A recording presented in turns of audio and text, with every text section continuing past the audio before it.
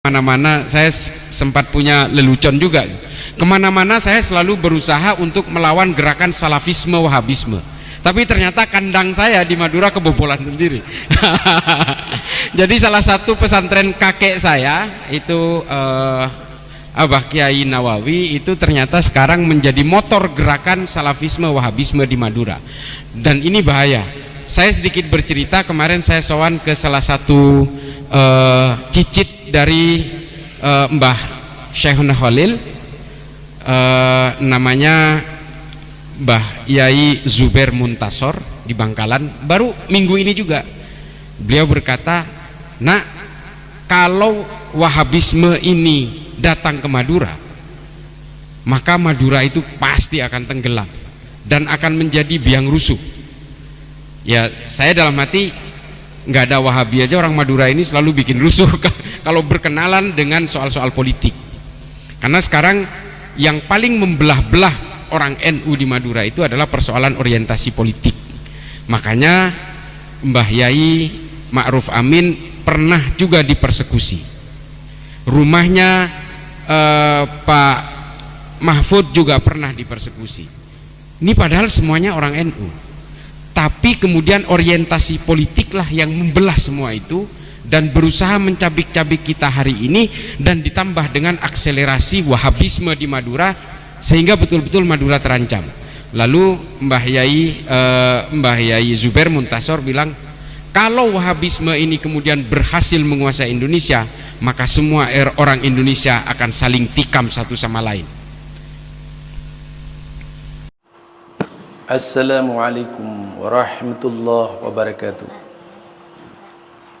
Alhamdulillahilladzi arsala rasulahu bil huda wa dinil haq liyudhhirahu 'alad dini kulli walau karihal kafirun aw wa kafa billahi syahida.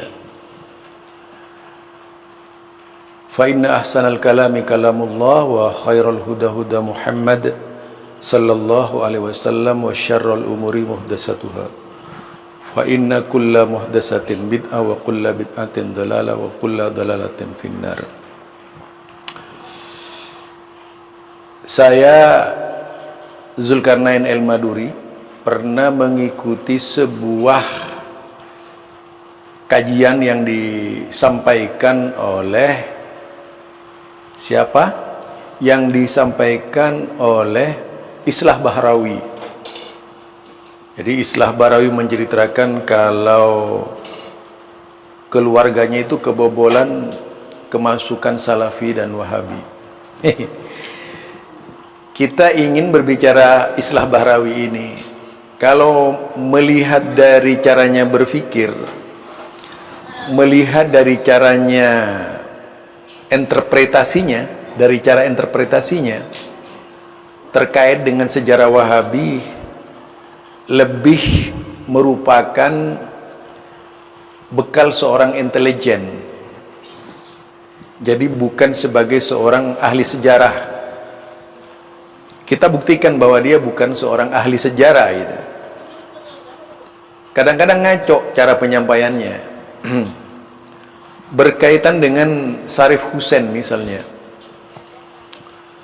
justru terjadi perselisihan antara Ottoman dan Syarif Husain. Syarif Husain ini pernah dibantu Inggris, yaitu namanya Lawrence. Yang dibantu Inggris itu Syarif Husain untuk membebaskan dari Ottoman ketika itu, karena lebih melihat dari sisi hasil. Sebenarnya yang politis itu Syarif Husain. Nah, kemudian di situ juga ada seorang ulama namanya Sayyid Zaini Dahlan. Jadi Sayyid Zaini Dahlan. Peristiwa yang seperti itu terjadi tahun 1916 sampai 1926. 1918 ya. Berarti sekitar 2 tahun perselisihan itu. Sehingga terputus hubungan Syarif Husain dengan Ottoman. Nah, sehingga Hijaz ini berada di bawah naungan langsung Syarif Husain, kemudian digantikan oleh anaknya, yaitu Ali bin siapa itu? Ali bin Husain ya. Ali bin Husain. Nah, itu dari keluarga Sayyid Syarif Husain ketika itu. Dan kita tahu bahwa Syarif Husain ini dari sisi pemahaman agama banyak terpengaruh pemikiran-pemikiran Syiah. Kemudian baru pada tahun 1926 atau 1928 itu terjadi peralihan kekuasaan, karena peralihan pertama ketika yang melakukan itu adalah yaitu siapa namanya, Ibnu Saud, itu gagal. Tetapi kemudian karena Inggris ingin melebarkan pengaruhnya dan ingin menekan Ottoman, lalu dia menggunakan tenaganya Syarif Husain. Nah, disinilah letak kerancuan cara berpikir Islah Bahrawi. Kerancuan berpikir Islah Bahrawi karena dituduhkan kepada Wahabi.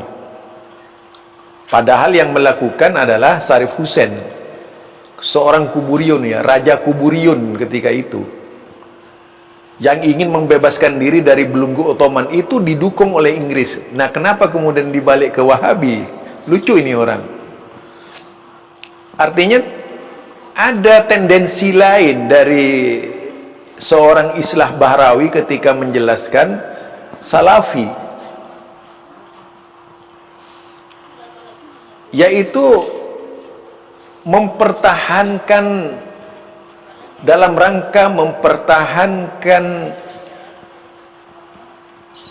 pola yang dikembangkan oleh kelompok Nusantara, itu ya, Nusantara. Jadi di satu sisi saya melihat Islah Bahrawi kedekatannya ketika membela Karbala. Ya, membela Karbala ini, membela Karbala. Terasa sekali di sini ada kedekatan saudara Islah Bahrawi dengan Syiah gitu. Karena cara berpikirnya ala Syiah, yaitu membenarkan Syarif Husain, padahal Syarif Husain ini juga pemberontak gitu. Syarif Husain memberontak, dan yang berlindung di bawah Syarif Husain ini adalah Syekh Sayyid Zaini Dahlan. Mengapa kemudian dituduhkan kepada Wahabi? Coba baca sejarahnya itu lagi. Memang terjadi perbuatan di situ. Kemudian baru pada tahun 26 terjadilah pemberontakan itu. Kemudian kalau mau berbicara tentang Sa'ad bin Ubadah berkaitan dengan sahabat Rasulullah Sallallahu Alaihi Wasallam itu, yang termasuk dalam peristiwa Saqifah bin Sa'idah itu harusnya membaca hadis-hadis sahih, jangan membaca hadis-hadis yang lemah atau hanya kisah-kisah yang tidak bersanad, kisah-kisah yang tidak bersanad atau diragukan dari sisi rawenya ini. Sehingga semua berita mengenai Sa'ad bin Ubadah ini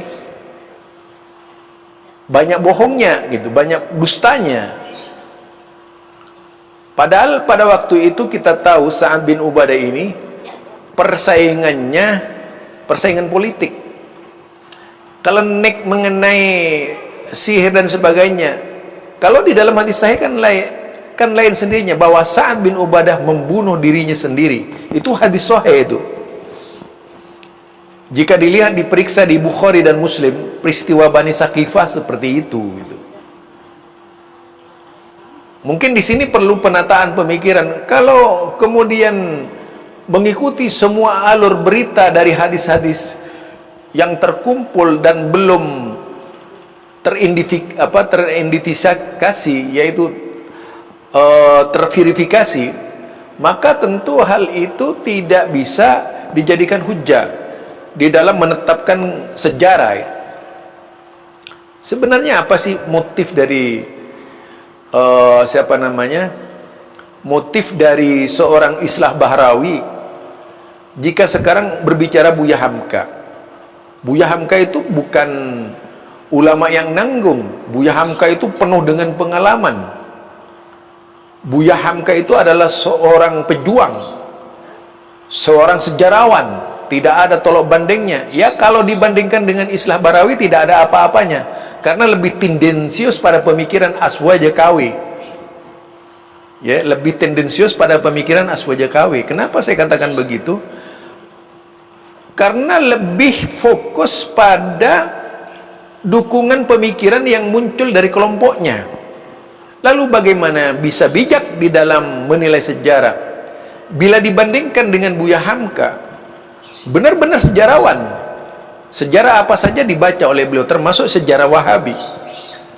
Woi, kalau bahkan Buya Hamka adalah seorang yang sangat bangga dengan Wahabi yang menjatuhkan Syarif Hussein yang jumut itu.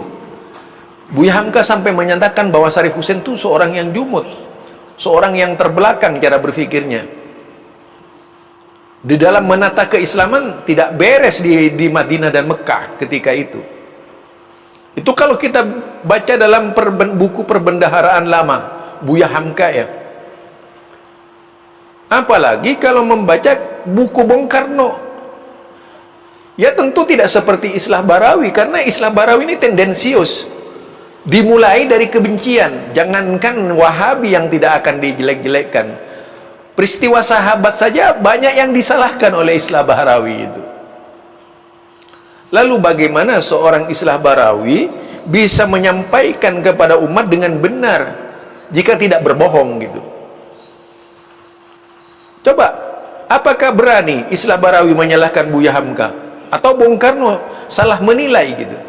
Bung Karno itu seorang sejarawan, tapi begitu positifnya terhadap gerakan Wahabiyah ketika itu, menganggap pahlawan malah, dan itu menginspirasi ke Bung Karno untuk memerdekakan Indonesia.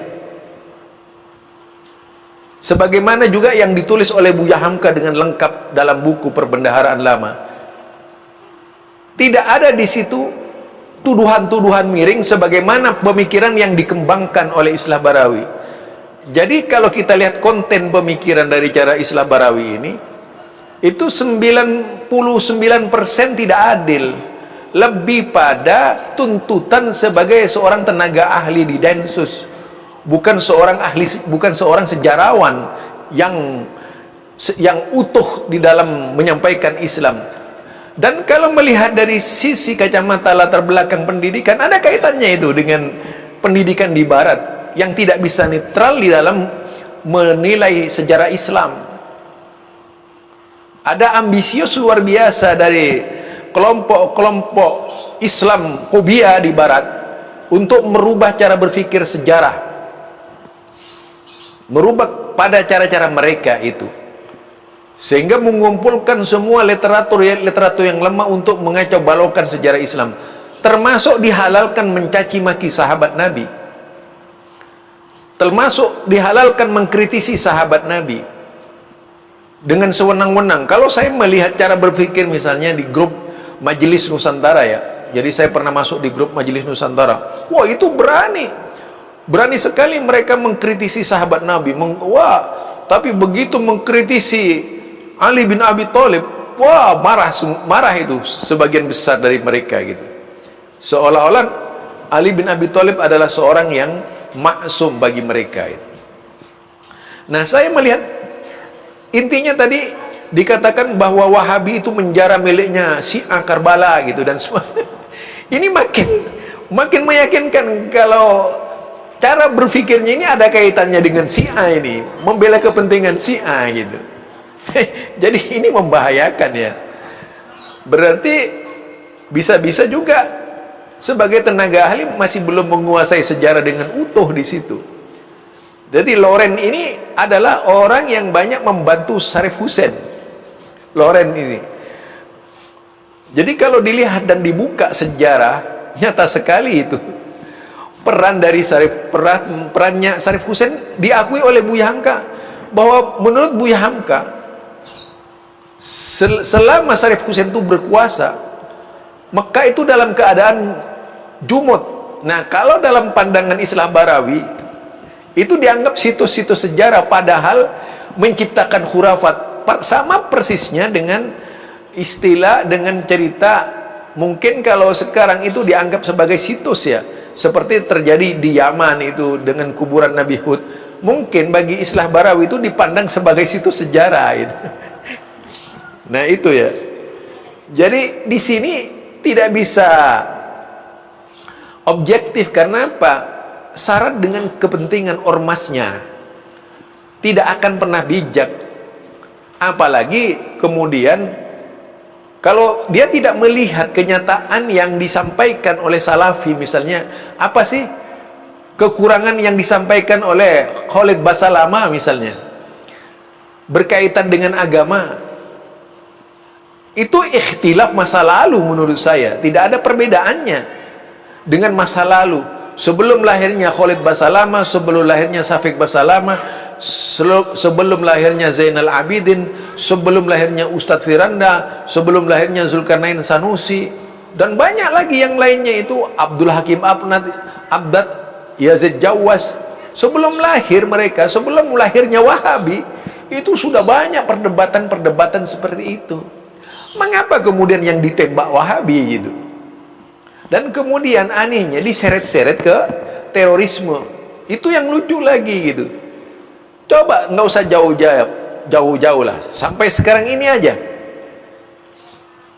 bisa diperhitungkan, bisa dikalkulasi itu siapa diantaranya tokoh-tokoh Salafi yang berdakwah bertahun-tahun sejak zaman Ja'far Umar Talib sampai sekarang yang ditahan karena alasan teroris. Dari mereka yang memberikan pengajian yang benar-benar Salafi gitu, mulai dari zamannya Ja'far Umar Talib tuh ya, masih ada Ja'far Umar Talib, masih ada As-Sewed dan siapa-siapa sampai sekarang. Siapa di antara mereka yang kemudian dipenjara karena alasan teroris? Tidak ada itu. Jadi kalau sekarang orang seperti Imam Samudra, orang seperti siapa itu, oh pokoknya Imam Samudra CS ya, yang dipenjara karena dan dihukum mati karena teroris, tidak tergabung dalam dakwah-dakwah mereka. Saya tahunya itu sejak tahun 89 sampai sekarang ini tahun 2022. Tidak ada seorang pun dari Salafi, tokoh-tokoh Salafi yang dipenjara karena alasan terorisme. Tidak ada itu. Yang benar-benar menekuni dakwah Salafi. Ketika maraknya dakwah Salafi di Yogyakarta, dakwah Salafi di Bandung, dakwah Salafi di Bogor dan sebagainya, di tempat-tempat perguruan tinggi, nyaris tidak ada satupun dari orang itu, tidak ada seorang pun yang dituduh kemudian dipenjara karena disebut terorisme. Disebut terorisme.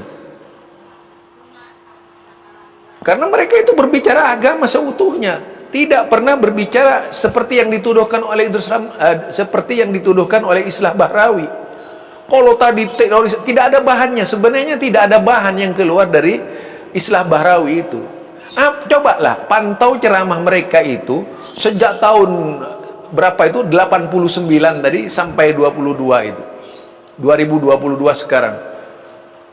Kalau ada jejak di kitabnya bisa dibaca itu. Ternyata mereka tidak pernah berbicara hal-hal yang dituduhkan oleh Islah Bahrawi, bahkan jauh sekali dari tuduhan-tuduhan Islah Bahrawi. Satu pun tidak mengenai, satu pun tidak seperti yang dituduhkan Islah Bahrawi. Jadi sifatnya mengada-ngada Islah Bahrawi itu. Lucunya Amrosi dan Imam Samudra itu dituduhkan dari Salafi. Tidak berpikir begitu. Lucunya juga seperti siapa namanya? Aduh, saya lupa juga namanya. Karena memang saya tidak suka pemikiran-pemikiran begitu ya. Abu Bakar Basir, siapa ya, lupa ya. Lah itu kalau dilihat tidak berbicara Salafi, tapi berbicara harokah. Berbicara harokah Ini terkenalnya di Ikhwanul Muslimin. Berbicara gerakan Islam ini terkenalnya di Ikhwanul Muslimin, atau yang sederajat dengan Ikhwanul Muslimin. Bukan sebagaimana yang muncul di Salafi, berbicara bid'ah dan sebagainya. Malah Ikhwanul Muslimin ini menyerukan persatuan umat dalam pengertian mereka gitu, dalam rangka membangun kekuatan Islam. Sedangkan Salafi fokusnya adalah pemantapan akidah dan penyelarasan manhaj saja. Dan jika dilihat dari sekian banyak bab buku-buku sebagainya yang dijadikan landasan berpikir Salafi, tidak ada seruan-seruan memberontak kepada negara. Buku di Timur Tengah sekalipun, buku-buku dahulu kala itu, bukan buku-buku sekarang gitu. Jadi semua yang disampaikan Islah Barawi ini omong kosong menurut saya gitu. Tadi kan berbicara siapa? Syarif Hussein. Syarif Hussein ini sendiri pemberontak dia. Pemberontak terhadap Ottoman, bukan orang yang setia kepada Ottoman. Yang memisahkan pertama kali dari Ottoman itu adalah Syarif Hussein, bukan Wahabi. Yang didukung oleh Loren. Itu terjadi pada tahun 1916 sampai 1918. Itu ya, jadi pada saat menjelang lahirnya NU itu, mungkin itu perlu dipelajari agar tidak menjadi bencana kebohongan kepada umat, mewarisi cara berpikir Islah Barawi yang tadi itu gitu. Ini kan kalau umat dididik dengan kebohongan-kebohongan dan cara-cara orientalis berpikir, itu bahaya umat Islam. Jadi inilah yang disebut dengan fobia gitu. Apa? Menjadikan Islam sebagai objek pemikiran dari sebuah kepentingan besar. Bukan tanpa kepentingan. Islah Barawi jelas kepentingannya besar, karena dia seorang tenaga ahli di Densus. Bukan tidak besar, kepentingannya sangat besar sekali. Terlalu politis. Bagaimana orang yang terlalu politis berbicara politik gitu. Kemudian berbicara Wahabi, sudah pasti karena memang itu tidak bisa dilepaskan dari ideologi ormasnya yang membenci Wahabi, sudah pasti digunakan sebagai satu landasan. Ya, sebagai suatu landasan bagaimana merumuskan sebuah serangan terhadap Wahabi, ya dilakukan dengan sistematis seperti itu. Secara kebetulan karena dia seorang yang anti Wahabi gitu, lalu dijadikan sebagai nalar di dalam pemikiran-pemikirannya yang sangat politis. Apalagi kalau dari buku-buku bacaan di Amerika, orientasinya itu lebih parah lagi itu. Ini yang disebut dengan Islamfobia menurut saya gitu. Islamfobia, Wahabifobia. Akhirnya tidak bisa objektif di dalam memberikan penilaian terhadap kelompok. Hanya apa? Karena dukungan kepentingan tadi. Bahkan miring-miring kepada kelompok lain. Yaitu membuat sejarah-sejarah tadi. Seperti apa ya? Merampas, merampok. Ternyata si A itu. Ya Allah Rabbi. Ya Allah. Tapi itu belum tentu benar loh. Karena tadi itu rentetannya. Siapa Lorenz itu sangat dekat dengan Syarif Hussein, yang kelak kemudian Loren itu meninggal ketabrak naik motor itu ceritanya itu. Ini barangkali dari saya sekedar kritikan kepada Islah Barawi. Silahkan kalau mau dikritisi. Kalau Syarif Hussein itu memang yang pertama kali memisahkan diri dari Ottoman. Oh iya, berkaitan dengan Madura ini ya. Berkaitan dengan Madura, tadi ada Madura ya, yang diangkat dan disinggung oleh Islah Bahrawi. Berkaitan dengan Madura, jika Madura ini walaupun tanpa Salafi Wahabi memang sudah saling jotos gitu ya. Ini yang menarik sebenarnya, yaitu karena afiliasi politik yang berbeda, termasuk renggangnya antar kiai-kiai yang berbeda-beda partai itu ya, di Madura. Itu kita akui itu. Tetapi sebenarnya bukan masalahnya itu yang jadi persoalan menurut saya. SDM di Madura itu memang sangat minim. Pola pendidikan itu pola pendidikan yang tidak terbuka, pendidikan yang sangat tertutup.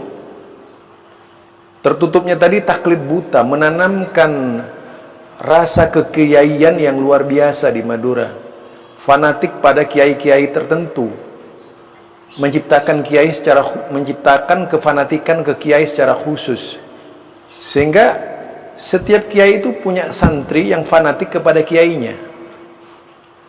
Setiap santri punya kiai itu yang fanatik kepada kiainya masing-masing.